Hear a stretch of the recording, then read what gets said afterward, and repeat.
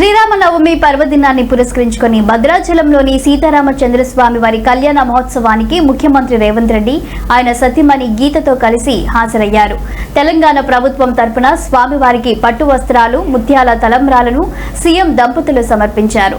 నేడు భద్రాద్రిలో సీతారాముల కళ్యాణ మహోత్సవం నిర్వహించనున్నారు. రాష్ట్ర మంత్రి కొండ సురేఖ, దేవాదాయ శాఖ అధికారులు ఇప్పటికే ముఖ్యమంత్రిని కలిసి ఈ బ్రహ్మోత్సవాలకు అధికారికంగా ఆహ్వానించారు.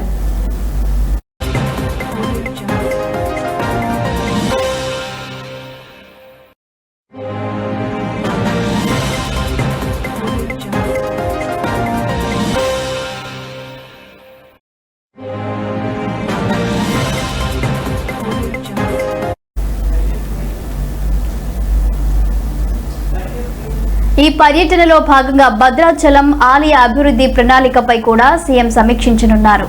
ఆగమ శాస్త్రానికి అనుగుణంగా సుమారు 586 కోట్లతో 3 దశల్లో ఆలయాన్ని అభివృద్ధి చేయాలని ప్రభుత్వం లక్ష్యంగా పెట్టుకుంది.